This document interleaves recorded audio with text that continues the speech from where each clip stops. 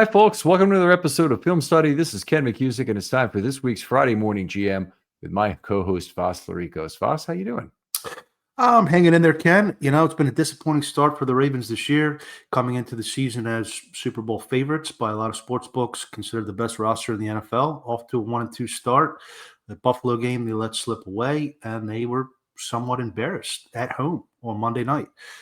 So it's tough to stay optimistic right now, but I do sort of feel like this Kansas City game is going to be a little bit of a win-win situation. Either John Harbaugh and his coaching staff and players are going to right the ship and notch their first win in KC with Lamar, or I think there's probably going to be some changes made on the defensive side of the ball. Okay, I'm not sure I see that as a win necessarily, but if you're saying win or change, I can understand that. So basically, you're saying you think Zach Orr's job might be riding on this game. I do. I don't think the Ravens are going to tolerate the way they were just ran off the field, especially against the run. Against the Lions with, as much talent as they have on the team. It's they're not putting that talent in position. He's not putting that talent in position to succeed. And, he got off to a tough start last year. He had no experience at all coming into as a play caller. They brought in DPs last year to help him.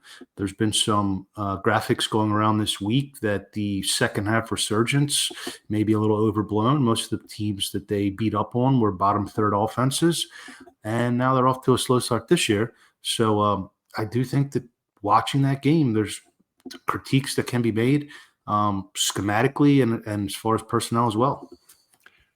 I think that's probably a little overdone, by the way, in terms of they played all bad offenses. They played offenses that weren't that great, but they were number one by a wide margin in terms of what they did towards the end of last year. I wouldn't put no stock in that. If you're saying overblown, I don't know how to react to it in terms of what it means. But my own personal feeling is Zach Orr has at least until the bye week. We'll see if that comes true. We want to talk snap counts a little bit because this Ravens defense has been tired as hell. They have nobody left. I mean, there's a whole bunch of players out they're injured right now in terms of the defensive line, in terms of Kyle Van Noy being out. Travis Jones, missed the end of this last game when the Detroit was able to put it away. The news on that at BK. Yeah, a couple numbers just left me scratching my head. Yeah, Teddy Buchanan was 64 snaps. Trenton Simpson was 0 snaps on defense. They were in a platoon before. The defense is tired. Trenton Simpson's a guy that's bulked up. It's a run and hit linebacker. Why not give him a series to see if he can maybe make something happen? Odafe Owe with 28 compared to Green at 52. Owe was a player that could do 70, 80% of snaps a couple years ago when they needed him to. The lack of big nickel is really making me scratch my head. When you play a team like Detroit, you want Kyle Hamilton as that force player.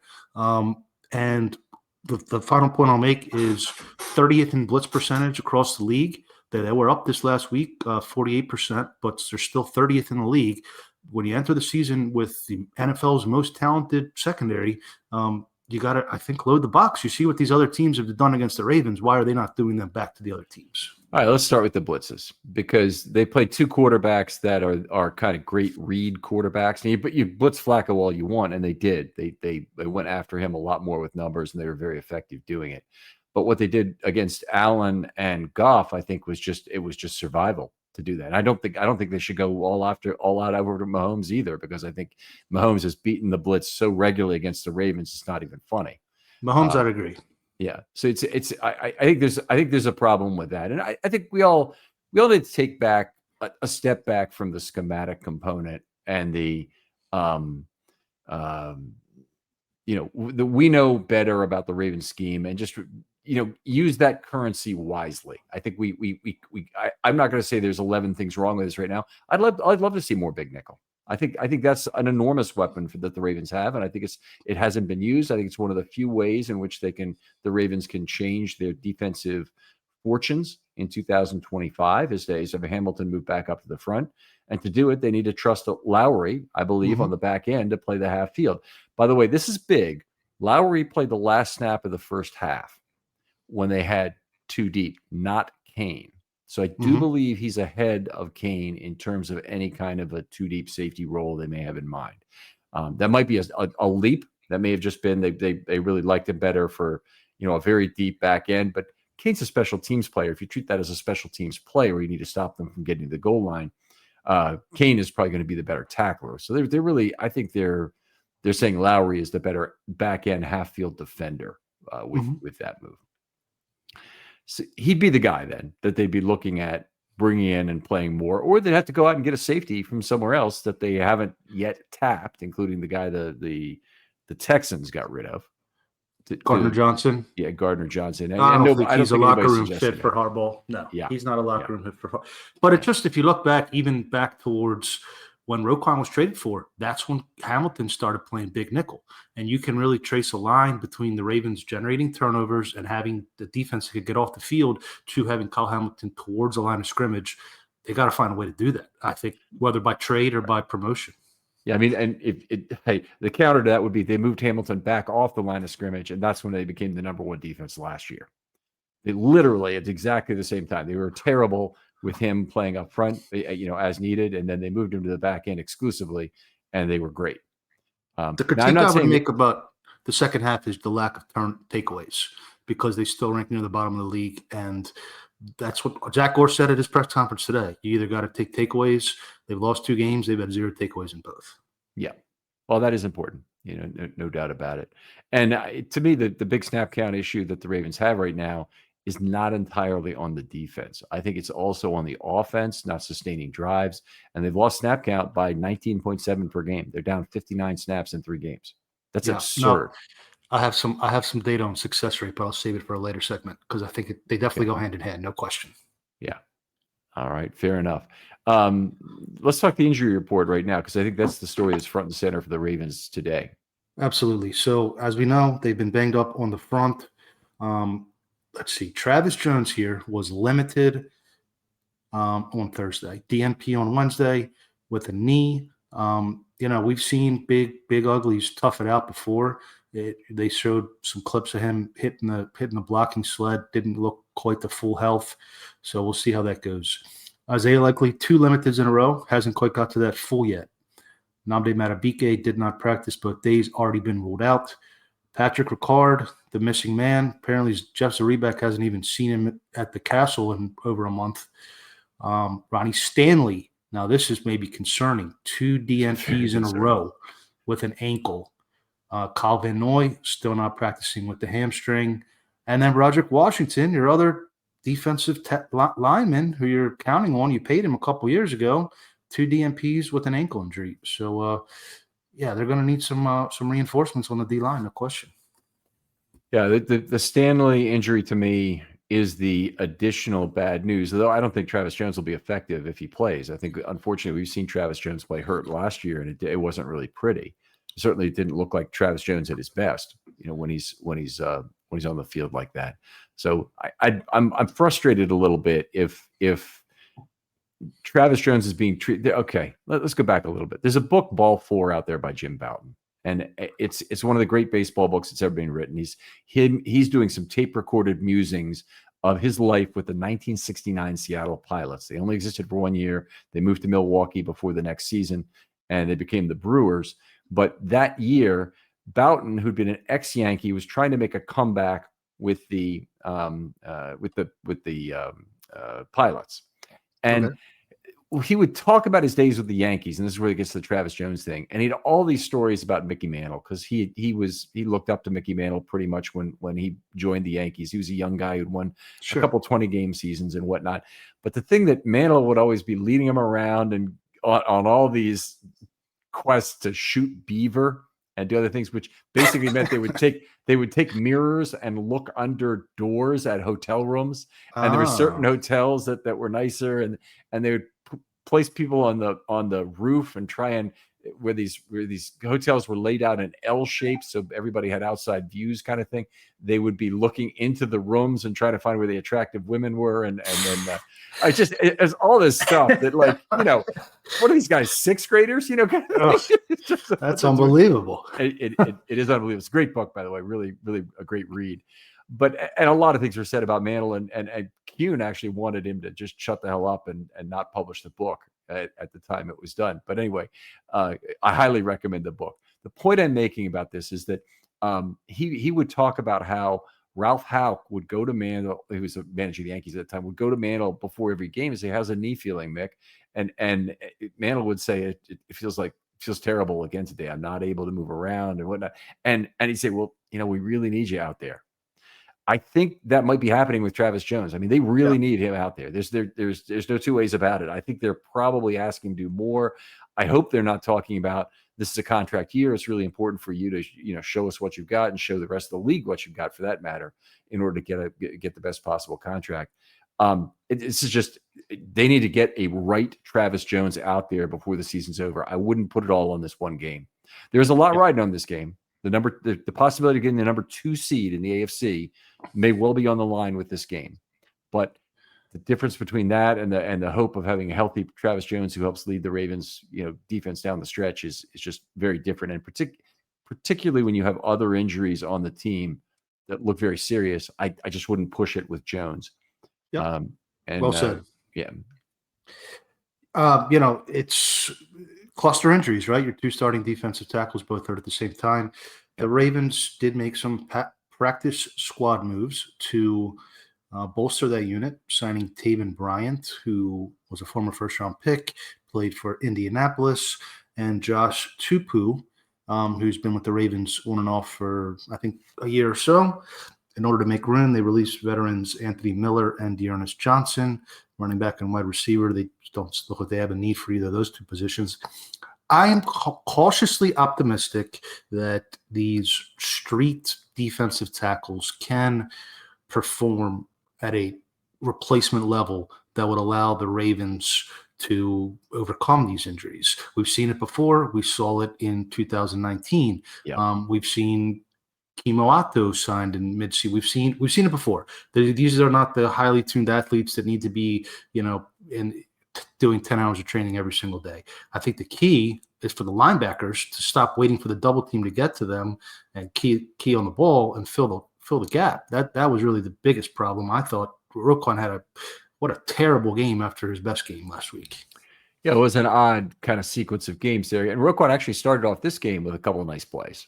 But then, play after play, he's getting blocked on a lot of these big runs. And he certainly showed up in our notes. So did Buchanan, by the way, in terms of being blocked play after play on all of the winning runs, the runs of 6+ yards from the Lions in this game. Mm-hmm. So ugly indeed. I guess I'm not as optimistic as you are about how well the line will look. I mean, the battery of the Ravens pass rush has been lost with Jones and Madubuike out. Those 2 are what drive it. They no longer have a guy on the interior that you just have to double.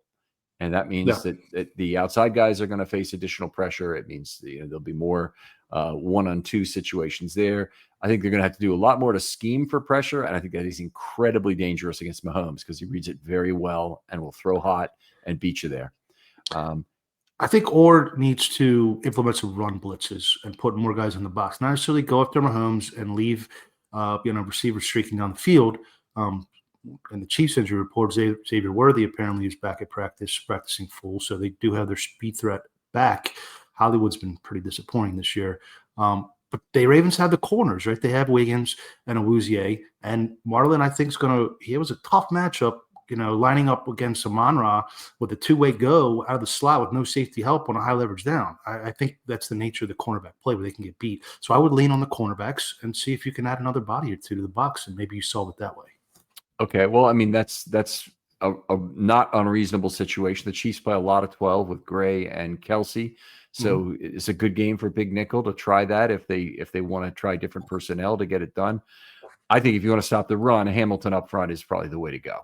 I think he's the secret sauce that can probably change your fortunes there. But anyway, I thought Aeneas Peebles was not terrible in this last game. He gave the Ravens a little bit of pass rush. I just don't think he's ready to be the every third down retech that the Ravens are going to really depend on, and particularly not when it's just as easy now if whoever else they may have at nose tackle or as a a three. They played a lot of rush nickel in this last game where they had three outside linebackers on the field. Right.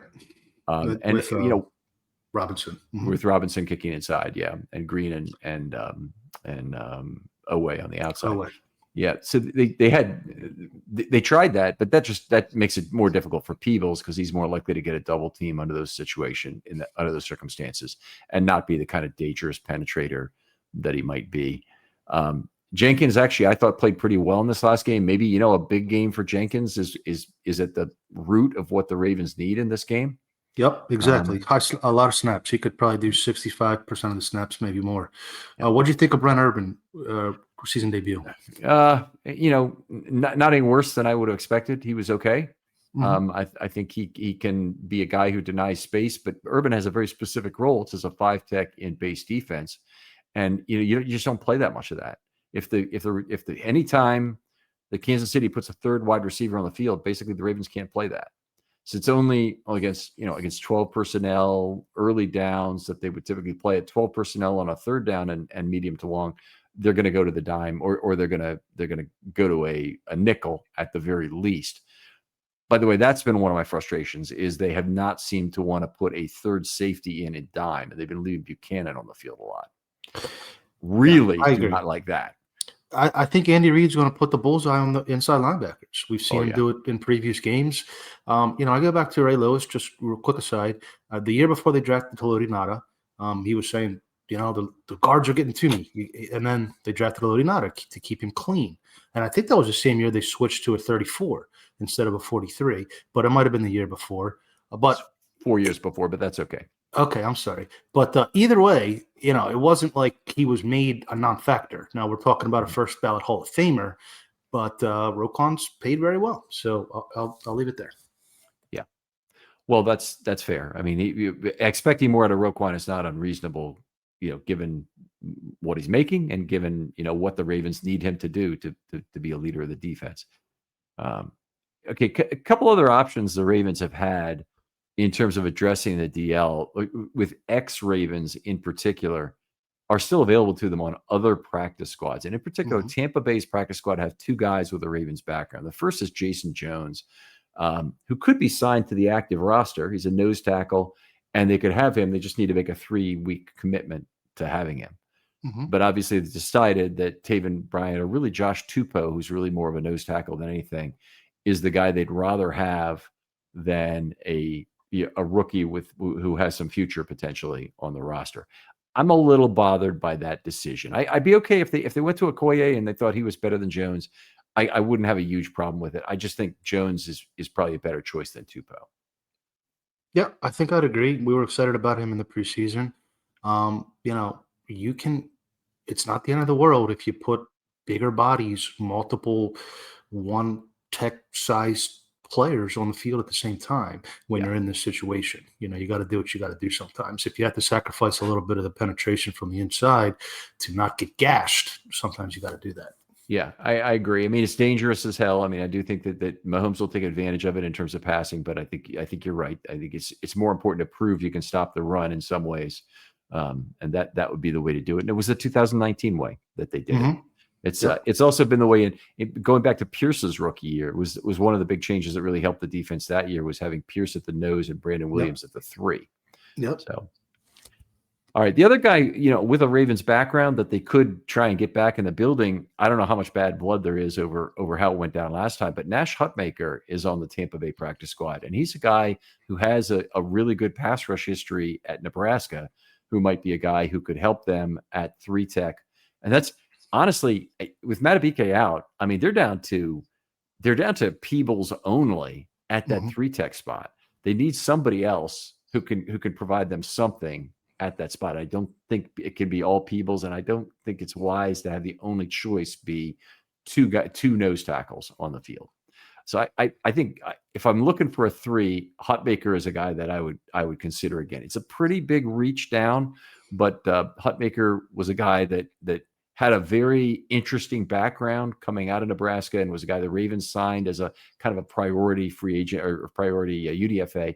And then he got to the building, and Jeff Zrebiec's comment to me was that he thinks they probably had a physical and they were unhappy with something. and they decided to give him a tryout instead of signed a UDFA contract. Mm-hmm. And he had basically the same set of questions. He asked the question directly of Harbaugh. Harbaugh thought he had been signed as a UDFA, and then all of a sudden the next day he's been released and he signed with Tampa Bay like right away. I think part of the issue with the way this defensive line room was constructed is Broderick Washington, a player they paid who hasn't quite lived up to the contract. And if you could do it over again, you wouldn't have given him that contract, and you would have got a little bit younger in that room so that when this situation arose, Washington's current injury notwithstanding, I feel as confident in any of the practice squad players as Washington at this point. So it is what it is. But that is the one kind of recent mid-level contract kind of born out of desperation that I'd really point to as being a particularly non-effective move. Mm-hmm. Yep. Agreed. All right, let's move over to the offensive line because a couple of things are going on here. First of all, I'll say this in a very broad sense. The offensive line really was not the problem against the Lions, as much as I think everybody thinks it was. It was an average performance by the offensive line. A couple Bs, a D from Stanley, a C- from Rosengarten wasn't great. We had the best game of the year from both Voorhees and Linderbaum. Mm-hmm. And Falele tossed in a C, which kind of stabilizing his results between some good and some bad. Really looking at it now, he's had one bad game in the last 8. So I don't think, he's got some significant leash before he loses his job. Let's put it that way, at least among the Falele haters. In terms of Voorhees, he's got a less leash, but he has more than he did before last week, when he turns in a decent game like that. I'd agree. So I'm going to weave in some rushing success rate stats here. And I was discussing this with Daniel Rees last night, so I'm going to give him credit for the numbers. But Derrick Henry last year, success rate was 48%, down to 41. Whoa. We're using a different definition of success rate, I think, if you've got him at only 48. So last year. This is right. No, it's like 59. It was a career high. I think success rate. Well, let me just say this. I want you to call out the statistics as you will in terms of what they were in his career. But success rate can be measured by the Football Outsiders method or by a positive EPA method. And the positive EPA method is fairly draconian in terms of reducing that success rate to what teams are generally happy with, particularly when they're running the ball to close out the game. So if the numbers that I always publish, the numbers that I publish for Lamar Jackson over the years in terms of how much he's improved success rate are all the Football Outsiders method. And it's the one that's also published on Pro Football Reference. That said, please, yours is a positive EPA method. I just want to make the distinction and appreciate Dan for producing the stats. Yes, very good. Now, here's the interesting part. Success rate last year with Patrick Ricard on the field was the same as without. So that kind of, makes you raise your eyebrows a little bit. And here's probably the most telling stat, according to Dan's math. Last year was 44% running to the left side. This year, it's all the way down to 23 running to the left side. So perhaps Patrick McCary's loss was being a little bit underrated. So right-handed run game, and Falele does not pull. Basically, he does almost. It's just to the left side, but he hypothetically he would pull last year the same he pulled this year. So I think you were watching the games. We're seeing, we're seeing them get stopped. Derrick Henry's getting stopped before gaining positive yardage more than he was last year. They've played in the last 2 games. This was not as true with Buffalo. Buffalo was off and on stopping the run, but they allowed certainly a lot of big run plays to the Ravens in that first game before they got the big fumble to basically put it away. The last 2 games, the Cleveland Browns and the Lions basically said, "I dare you to pass the ball and win the game that way." The Cleveland was very much stacked up at the line of scrimmage. Detroit, by the way, is a team that plays a lot of base defense versus 11 personnel. Think about that for a second, because 11 personnel forces the nickel.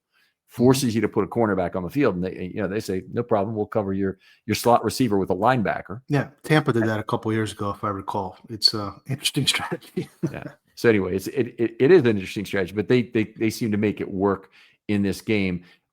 Lamar had a very good game in aggregate, but he did put the ball in danger a couple of times. Was lucky to get away without interceptions, and he beat his expectation by a little over 50 yards in the game. It was definitely a positive result from that standpoint, but I don't think he punished them enough for what they were able to do to our run game. Mhm. And Mhm. and that is very frustrating. And that trade off. I think if Detroit knew what Lamar's stats were going to be, they'd say, no, we need to come up with a different game plan to do something differently. But the aggregate thing and holding the Ravens to 85 rushing yards, that certainly in aggregate was very effective. And another Henry fumble was the cherry on the cake for them. Yeah. So, I could see games where the run defense could get pushed around if you're missing Matabike and Jones is hobbled. I could see games where the pass defense, I did not foresee an issue running the ball. You have almost everybody back. You have Derrick Henry. You just gave him a fresh contract. You have Lamar. You have a lot of the same schemes still.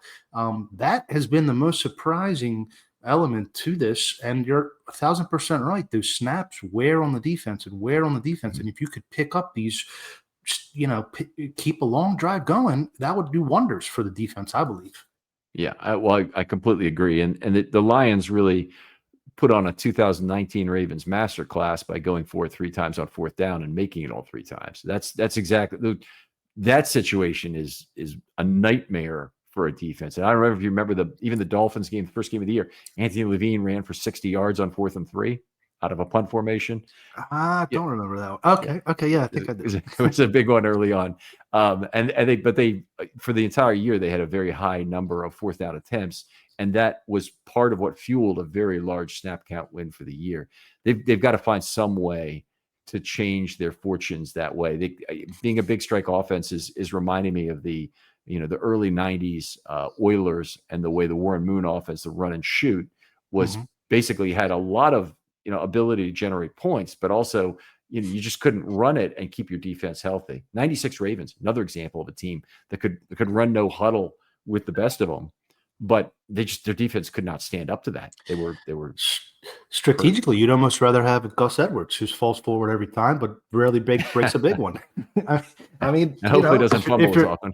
Yeah, well, the fumbling, I can't blame him too much. He looks like he's holding it high and tight. They're punching the ball. The issue is, now that they've seen that happen 3 times, every player in the league is going to be trying to do that. So Shots on we'll goal. see how it goes. Yeah, we'll see. All right. Well, let's talk about what they can do with the offensive line. I'll start off by saying I'm generally of the opinion that there probably is nothing they can do at this point about the offensive line at the top of it. Okay, meaning what can they do to change the 2025 starters like right this second? The only possible area they have would be, I think, at left tackle, where if they really needed a replacement, because I don't think Joe Noteboom is going to get it done. I do not think he's up to the task. And I think Carson Vincent is at least a year away. Although if he was forced into duty, that would really be awful. What about, and this is just spitballing here, but what about kicking Rosengarten over to left guard and putting Vincent in at right tackle, almost like the way they did going into 2012 playoffs, except the other side of the ball, or the other side of the line? I hear you on that. I just don't think Vincent is nearly ready. Okay. Vincent also, I think, is left tackle or bust in the NFL. Honestly, I don't think he'll be a good right tackle. He's got good mobility, and he's got good feet that you want at left tackle, but a very vertical build. A very, think of him as being more like Andrew Voorhees as a guard, in the way you don't have a lot of lower weight in your hips and sand in the pants. I just, that kind of player I don't see as working out anywhere. I mean, he's a pure length and feet guy, and those guys almost always are left tackle or bust. So he doesn't have the Jonathan Ogden ability to play guard his first season. Not quite as talented as the number 4 overall pick. Yeah, well, what are you going to do? It's I think the offensive line is performing well enough. The offense is putting points on the board. The problem is the defense, really. I mean, if that's what you look at. Well, I'm with you. And obviously, we have I have the greatest degree of respect for you. Let me put it that way. And I don't want it to like be nixing a bunch of things you're saying. We're just having a healthy debate about our franchise, which we're totally freaking frustrated with for these first 3 weeks. Likewise, 100%. All right. But that's the real question I want to try and answer on it. Is this team, the 2025 Ravens, with their current set of injuries, really is what I'm getting at. Is it worth trying to make multiple moves to save this season And what I'm really saying is they can make as many moves as they want, as far as I'm concerned, of the 2019 variety, where they're basically taking either a distressed asset, see Peters, Marcus, where nobody else thinks he has any value at all, and you pick him up for a box of chips kind of thing. It was a 4th round pick. But it's not nothing, but it's very little. And Peanut Owasso, don't forget him. Well, it was Kenny Young they traded. Oh, Kenny Young. Marcus Peters, yeah. Yes, yeah, he was the ice cream cone guy. Yeah, anyway, so the question is, I don't have any problem with those kind of moves. I don't have any problem with signing 2 nose tackles off the street. I don't have any problem with bringing in another Jihad Ward to supplement your defensive line, which we may have seen already done so far.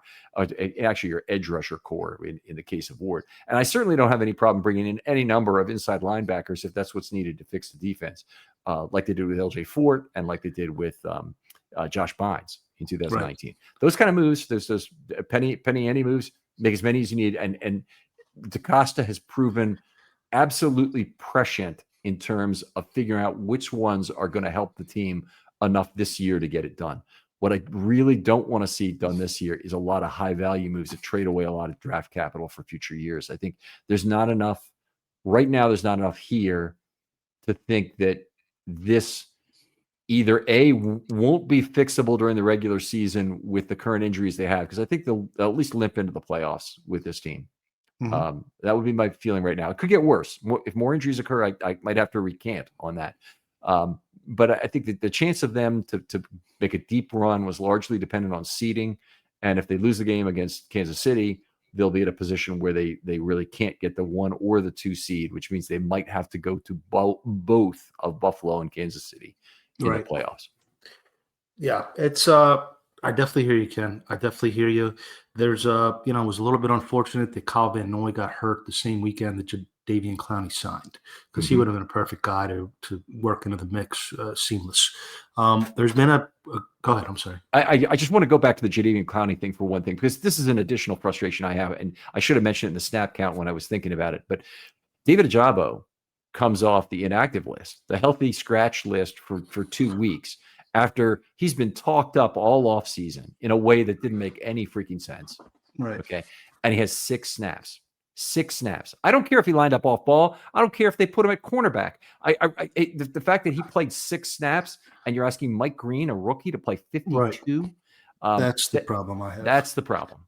Yeah. And that's just too much for a rookie. But anyway, there's been a groundswell on social media this week from some respected, longtime Ravens fans. This is the year they got to trade a 1st-round pick, and they're looking at the cellar dwellers. And hey, Carolina has Derek Brown, and Tennessee has Jeffrey Simmons, and the Jets have Quinn Williams, and the Giants have Dexter Lawrence. I am not in favor of making any of those, pie in the sky moves. I don't think you could fit them under the cap. I think it's going to disenfranchise the players you have impending free agents.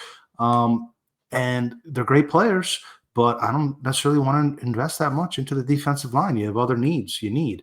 Yeah. So, what would I personally would be okay, just because I think Lamar is playing at a high level and sometimes a quarterback can buoy you. I would be okay with parting with 1 second-round pick. That'd be as high as I would go, but it's got to be a player who is either under for a reasonable contract for multiple years, or that you think you can re-sign, who also plays an impact position that really counts in the 2-minute drill. All right. Well, Dexter Lawrence, he's in the last year of his guaranteed contract right now. I don't know how he's playing right now is the problem. I don't know if he's really got it together. But he's 20 years old, and possibly that's a player you'd bring in to get it done for you. I don't think he's worth a 1st-round pick. I mean, I'm going to go ahead and say that right now. Right. I'd have to see how I'd really have to see more about how he's playing right now. I don't know if there's a left tackle available somewhere who might be another player the Ravens would need. And maybe a lot of people would consider it very foolish to trade for a left tackle when you have 2 perfectly good tackles, just one of them's hurt. Right. But would you be looking at a left tackle more as an injury replacement for Ronnie, or potentially to change Ronnie's position? Not to change Ronnie's position. I think if you had a left tackle who possibly had some versatility too, but could play a decent left tackle and then move to guard at some point. I don't think that would be necessarily a bad thing. I think you probably, though, are looking for an older rental who's just there for this year with his team, so it minimizes the cost. And even those guys, I mean, if it's anybody with a multi-year deal, then you're basically going to have to give up more draft capital in order for that team to pay off what's left of his salary for this year, so the Ravens can fit him under the cap. Yeah. And that's what they had to do with Roquan. It was worth it in his case, I think. I think the argument would be that the Roquan thing broke down when he signed his next contract. It wasn't the initial price paid for him was not necessarily too high. Unfortunately, yeah. There's a second and a fifth that was in the end after they had to pony up additional change to get some of the cap paid down by the Bears. They're just not great in the second. Let's be honest. The third round laps their second round. But I don't know. Let's see. Kansas City, if they go make a statement in Arrowhead, then maybe you are saying, let me dangle a second round pick out there and see what kind of a big fish I can grab. It's a lot depends. There's still 5 weeks till the trade deadline. I wouldn't make any moves till you have a little bit better feel for where your team really is. We got a few questions. I want to get back to that, but maybe we talk for a second about the retirement of Russell Wilson because it's NFL news and a little bit surprising after 3 weeks. First of all, that Jackson Dart is thrown into the fray when the Chiefs have, sorry, not the Chiefs, the Giants have quite a difficult set of opponents coming up. And I've seen the list, but it was, it's an impressive set. And, playing the same division with the Eagles and the Commanders, you're going to get some of that. I think there's 3 of those games, including 2 against the Eagles, are on the list, the next 6 or 7 for Jackson Dart. And then they have other good teams that they're playing during that time. But Russell Wilson being done so quickly in the Giants, it wasn't exactly how I predicted it.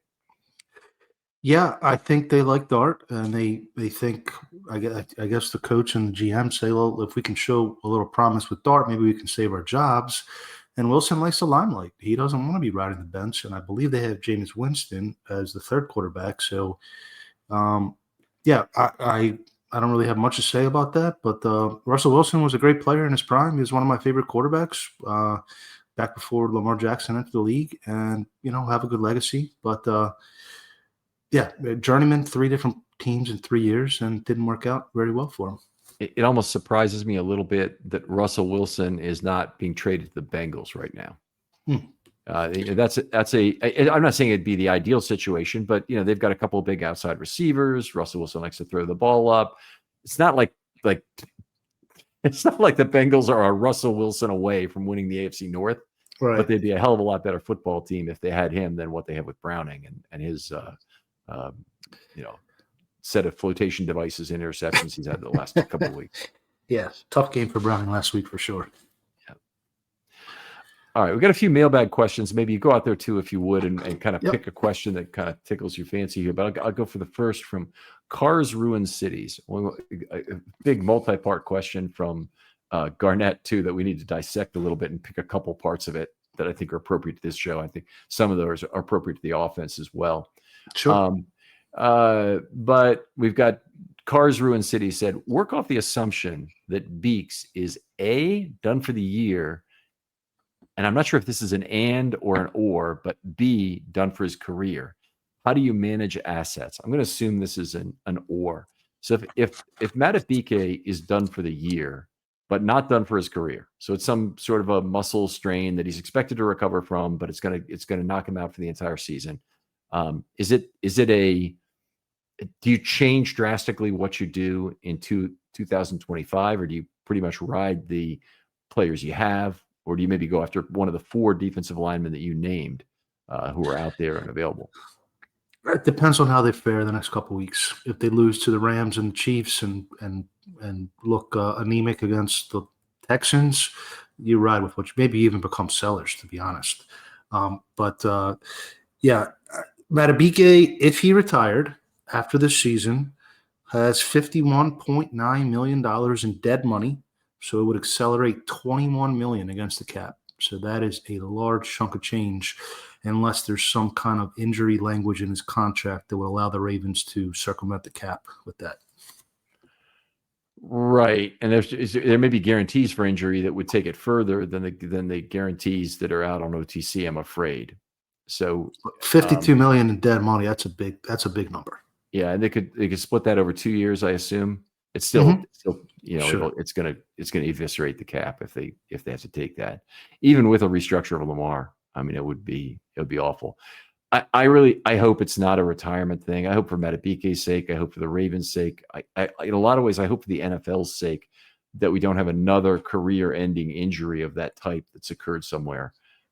It's bad for the game.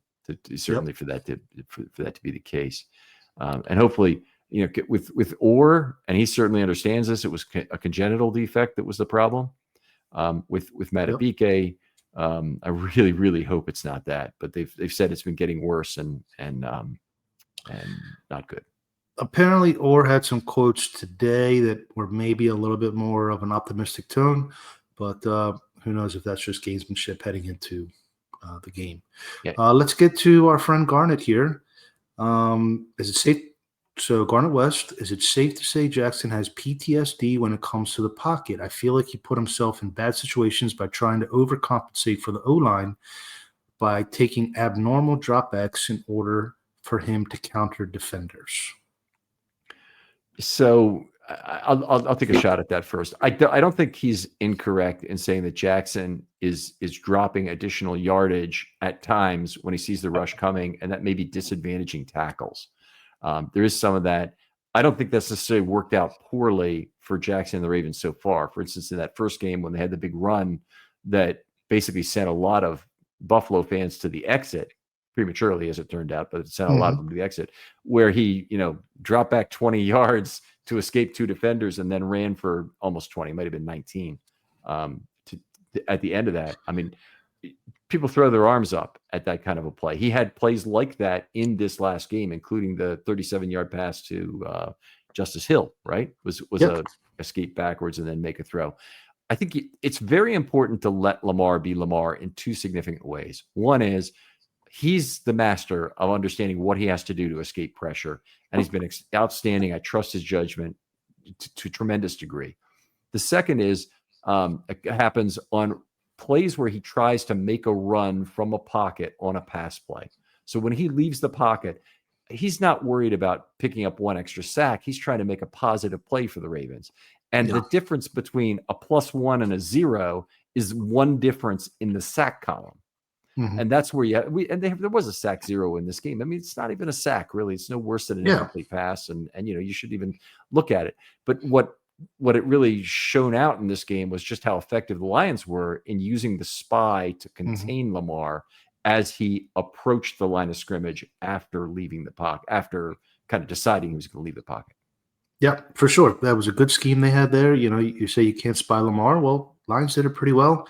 I have a hard time criticizing Lamar. He's the only cornerstone contract on this team that's played up to his billing the first 3 games this year, in my opinion. And I think some of the sacks were because Tylan Wallace was on the field too much. 32 snaps for Wallace compared to 14 for Hopkins and 7 for Walker. Hopkins has a contested catch ability that you can use to bail out when you're in trouble. Walker, they had a stat today that his 17.3 miles per hour is the fastest route running in the league. And, Tylan Wallace, I know you've been fond of his run blocking in the past, Ken, but PFF, for whatever it's worth, PFF has him at 31.2 grade on run blocking this year compared to Bateman at 78 or 79 almost. So if they're really in a pinch, and Wallace only played 8 special team snaps, so if they're really in a pinch, and maybe you can get Mitchell in even, Wallace, you might want to look at him, possibly. Okay. I mean, I could see that. I could see sitting Wallace for Mitchell if they really had to. I mean, Wallace is a very important special teams player for them, and the snaps that he's doing are coverage snaps. And if you take Wallace out, who's been one of the guys who's been back there on kickoffs also, then you have to have somebody to replace him. So Mitchell might be a reasonable shot at that. And if he's having a tough year, that's something. I will say that Wallace prevented an interception in this game on that ill-advised Henry pass. So it was you had literally a no, that's Ed Reed situation from the 2004 game where the pass should never have been thrown. Yeah. Herm Edwards and Lamont Jordan threw the pass. So it's like Edwards. Yeah, but why is Wallace the guy running that route? He's as far as getting a jump ball and a fade in the end zone, he's probably the least I would want. I know there's some trickeration, and we're going to put our run blocking wide receivers in while we pass, and that's how he got his touchdown last week. But I'd look at that. I'd look at that at least. Okay. So fair criticism. Garnett going on number 2. With the current neck injury that Matabike has, and which I think is career-threatening, do you think that creates an opportunity for young Okoye to get a call up? I guess it's not obvious to me that he'd be the guy. They signed 2 new ones, obviously, so they're not completely sanguine about their practice squad depth here. So Okoye is a big project still. He doesn't really set his feet particularly well. And he's definitely not a big snap load guy from what I've seen in terms of his inability to maintain his wind at camp. Right. So I think that I would have real questions about it. That said, tremendous athletic upside, but still has a ways to go. And he's not a spring chicken anymore. This is his 3rd full season on a practice squad in the NFL. So and nobody picked him up when the Ravens cut him. So he's not an unknown commodity around this league. I defer to your judgment on that one completely. Question 3 from Garnett. This is more of a GM question. Do you gentlemen believe we could have been more aggressive in the interior on both sides of the ball this offseason?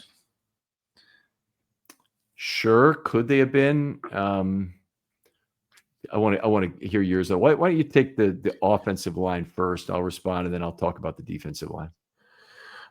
I think this is where DaCosta moneyballs. He moneyballs the offensive line.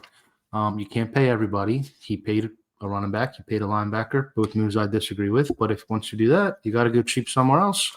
And that's where he went. So this is where the BPA comes into play too, because they don't want to reach in the draft. They don't want to take a player that they don't have graded higher, even if it's a more needy position or more valuable position. Mm-hmm. That's so, yeah, on the defensive line, unless you're going to move on from Broderick Washington, there weren't that many, jerseys to go around.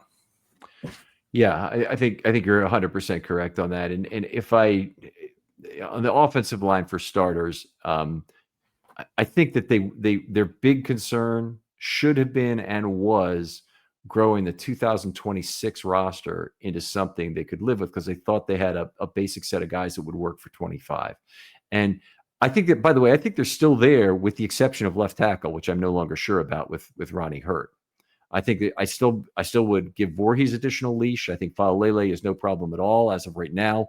That he could develop into a problem again. I might have to recant, but he's now played 8 games in a row where he's only had 1 bad one. And I know enough from offensive line grading for a lot of years. It's very common to have one, real clinker in 8 games. He's had a bunch of good ones too. I mean, it's not like he hasn't. Every other one was average or maybe a D, and then he got an F. He actually, his lowest grade he's had is a D-. Voorhees through 2 games was 3 games below passing. And the point I made about that was that there was no point in all of 2024 when Faalele had a very rough first 14 games of the year where he had 2 games as bad as what Voorhees had done in those first 2 games. So I'm not understanding the Faalele hate at this point. Embrace the solution that the Ravens have in front of them, because I don't believe there's a better one on the roster. Now, that said, I really wish they'd done more to foster the 2026 interior line depth, with the likelihood rising each day that Tyler Linderbaum will not be back. Right. So that's the place where, and I think, I don't doubt, you'll talk to us about, the lack of wisdom in using the 25th overall pick on Linderbaum with all the risks that entailed. And I hope they've learned from it. Yeah. Yeah, I hope they learn from it. To Garnett's defense, he's been saying this since the beginning of the summer, since June. They need better interior blockers. That's why they lose in the playoffs. I don't necessarily agree with him, but he's been consistent. This isn't a new thing that he just came up with to criticize. I do wish that the Ravens took size and shape, positional scarcity into account more in the contracts and the draft, and I'll leave it there. Yeah, I it's hard for me to point to which contracts that I think they've done that were not good size and shape, because I think they make very, very good second contract decisions. Part of that is born of necessity, Voss, because they end up with way more players than they can sign every cycle that they work through. Whenever they have a big draft, 2018, 2022, and they've had other good ones. Sure. They end up at the end of that cycle with more players they can do. And they do a really good job of unwinding the draft by trading players. So the 2018 draft, they traded Hurst.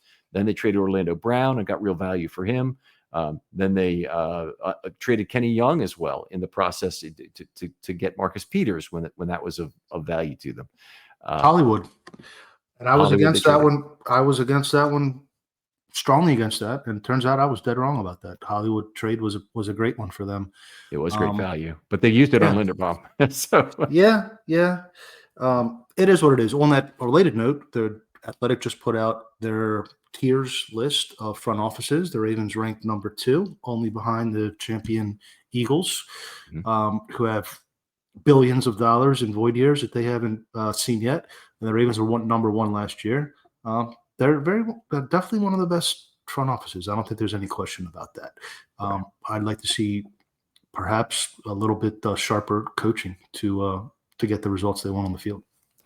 They've done such a good job of building coaching staffs year after year and having their people be the people who are in demand elsewhere. I mean, you can't keep everybody. It's very much like the players, except in the players' case, maybe you can keep 3 out of 4 or 3 out of 5 of your graduating 4th year players. If you're lucky. In the coaching ranks, it's nowhere near that. Everybody wants the top job, and they all move on when the time comes. And so your guys who are like McDonald, there's just no way in hell you can keep that guy. Yeah, no, they couldn't keep McDonald unless they got rid of Hardball. But could they have kept Orr as a linebackers coach for another year or 2? He never had play calling experience, and kept Anthony Weaver or Denard Wilson, who were already on staff. Probably. Could they have looked around and seen, is there an upgrade over George Warhop, because he was we have to make a move now? You can nitpick it if you want to. It's not flawless. I would agree. I certainly wouldn't claim that it's flawless. I think they've done a lot of good things, bringing in older coaches to try and mentor younger coaches in ways that should help. So with Pease and with Pagano, they did it. In a sense, that's what they did with Warhop. Warhop, I'm a little surprised he's still the offensive line coach right now. A little, that they would have gone out and get somebody else. The Ravens' offensive line coaching job has got to be one of the most sought after in the NFL. Offensive line coach is very niche responsibility. Those guys do not typically move up to be offensive coordinators. Right. It's very, very unusual. So Mike Tice is the only one. that I can recall. Yeah. So if the guys are going to stay at there, and you can just identify the best young offensive line coach and bring him into Baltimore, I mean, I can't imagine a better situation than what you have here with Lamar Jackson. Right. Well, I think the same can be said about defensive coordinator. That's a coveted job, and let's hope Zach Orr turns some things around this in Week 4 against KC in Arrowhead. So I want to put this on a scale of 1 to 10, because I think that's always good when we put a stake in the ground. Yeah. What do you think the odds? Give me a percentage chance. The percentage chance Zach Orr is the defensive coordinator for the 2026 Ravens. I got to get my number out here. After 3 weeks of data. Yeah.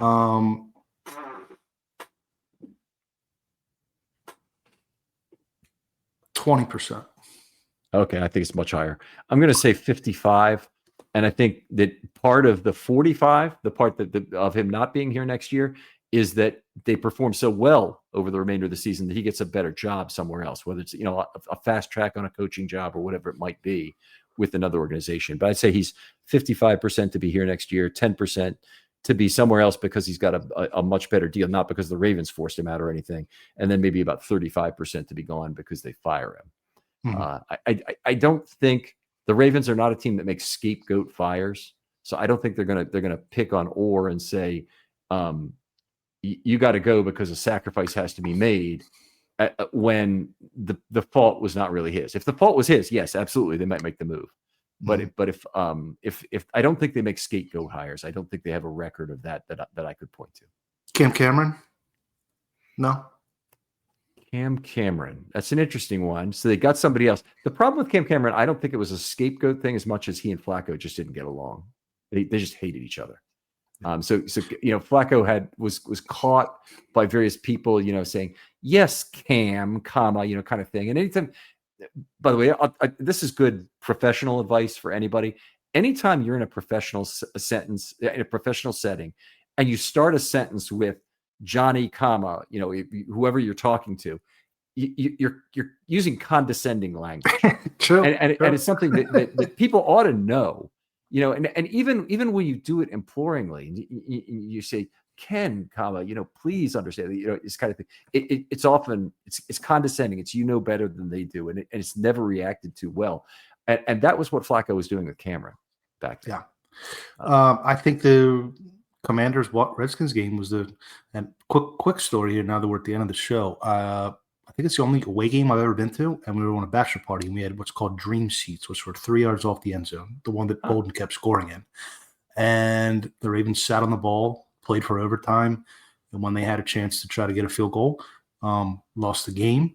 And I made eye contact with John Harbaugh and said, "You need to be more aggressive." And he looked at me and nodded his head. And the next morning they fired Cam Cameron. So I'm taking full credit for the 2012 championship. All right. Well, maybe that was it. there was, even after they got rid of Cam Cameron, the interesting thing is Cam Cameron still got a ring for that 2012 season, but it was I want to say Hugh Jackson, but that's not right. Is it what's the guy's name? Jim Caldwell, no? Yeah, Jim, you're right. It is Caldwell. The OC. Yeah. I don't know why I'm making that mistake. But anyway, during the if you look at the Ravens video of their season from that year, they really talk at halftime, and they're down 13-7 to the Patriots, and Harbaugh's on the headset and saying, "Look, we got to open it up in the second half." And they went to that, directly out of shotgun offense that the Patriots had no answer for. So it can be, and there have been times at very key moments in Ravens history where Harbaugh has redirected the offensive effort in ways like that that have been positive. Anyway, this is a very hot week, obviously, for this, and I hope next week is not hotter. Yes. In terms of what we've got, but this is a team that got beat pretty soundly, clearly, in terms of what they were doing. I think from just my own perspective in the game against the Lions, I'm treating this more like the loss to the Eagles last year. This is a very high quality opponent. They lost by one score nominally. They really lost that game by more than one score in terms of how bad they looked on the field. Same as with the Eagles. And the Eagles went on to be Super Bowl champions. It would not surprise me at all if the Lions win the NFC this year. It's not a beauty pageant. You can win games ugly. They were within one score under 2 minutes. So it wasn't the ass kicking that some have made it out to be, in my view, at least on the scoreboard. But at home, Monday night, blackout, light show, that's where it kind of antes up the heat a little bit, I think. Always great talking football with you, Voss. Now, I wanted to do 2 things. First of all, tell folks where they can talk football with you online. Brief also promo for your restaurant. Yeah, I am on Twitter X at Vasilis Fiamata, VASILIS Fiamata is the name of our new restaurant. Website is thefiamata.com. Please think of us for your corporate holiday parties coming up soon. Okay, recommend the pizza that they make there on site, and you've got a brick oven, right? Yes, sir. Okay, and it's not one of the ones that you can get super hot, but it's a brick oven. Multiple levels of pizza oven. You can really spend a lot of money, right? If you want. Yeah, it's 800 degrees, not 1200. Okay. All right, and I've had it there. I love the Meat Lovers pizza. I'd recommend that. But the time I had it, I actually saw Voss himself was eating it at the bar on the way out, so I felt good about the fact that it was a chef's choice here. So. All right, I'll say this: I hope you have not gained a lot of weight since you opened that restaurant, Voss, because it's great food, and you eat there a lot. I can't imagine you haven't put on 15 pounds. No, I'm actually trying to lean out a little bit. A lot of salads and protein lately. And protein. Once you get to my age in the early 40s, it's hard to keep it off. Yeah, well, I have a slight amount of familiarity with that being 62. So, other folks out there, thanks very much for listening. We appreciate the listeners, and we know how much you appreciate the Friday Morning GM show, and received a lot of positive comments about it. Please tell one other person about it if you think this is content they should hear. Always share that with one additional person is always the single word of mouth request I would make. For Vasilorikos, this is Ken McKusick saying goodbye. We'll talk to you next week on Friday Morning GM. Okay, very well done.